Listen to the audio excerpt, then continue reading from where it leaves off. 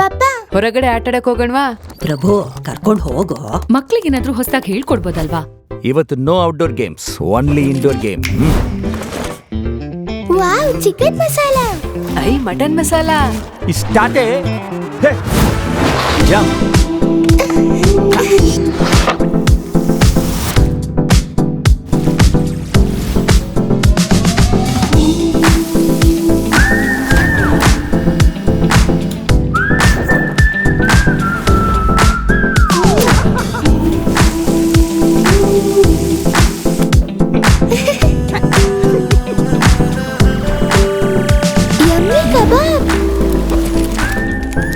ಪ್ರಭು ಏನೋ ಇದು?